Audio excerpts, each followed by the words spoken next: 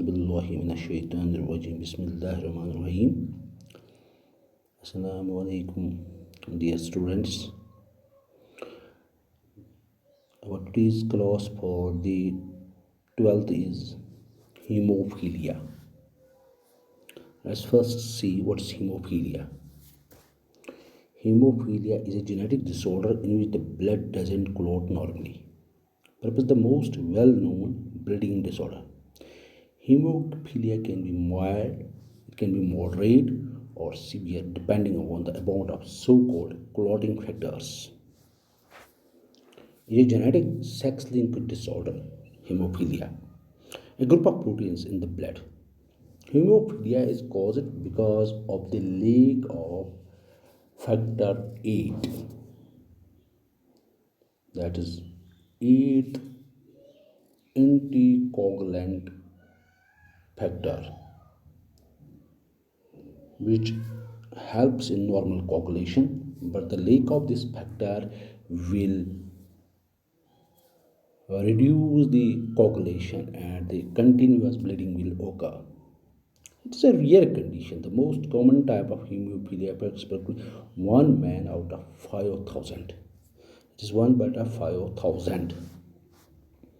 Why should blood clot in the first place? To stop bleeding.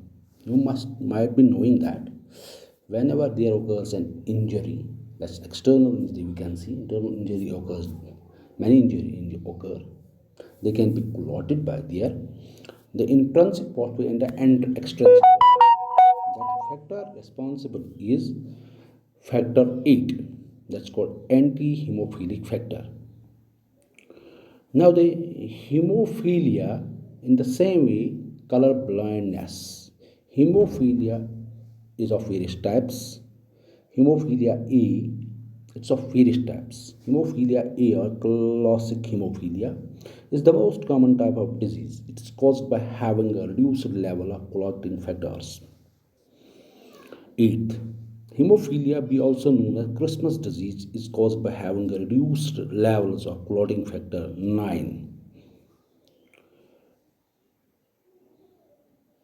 50% of, now let us see who will be affected.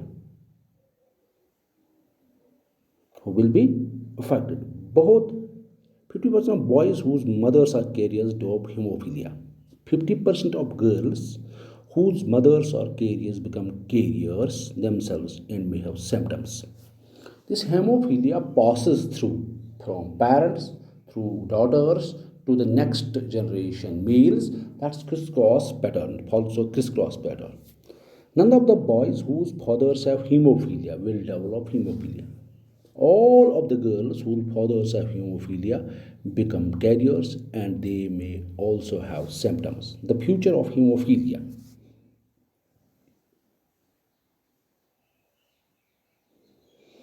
The future of, while there is currently no cure for hemophilia, the quality of care and treatment has improved considerably. It's a genetic gift, there's no cure. So healthcare live fulfilling and actively life. Now, both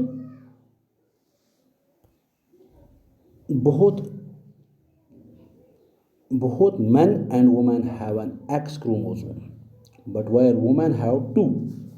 As you already know, marriage, woman has two X chromosomes and the male has only one X chromosome. Females are homozygotes and males are hemizygotes.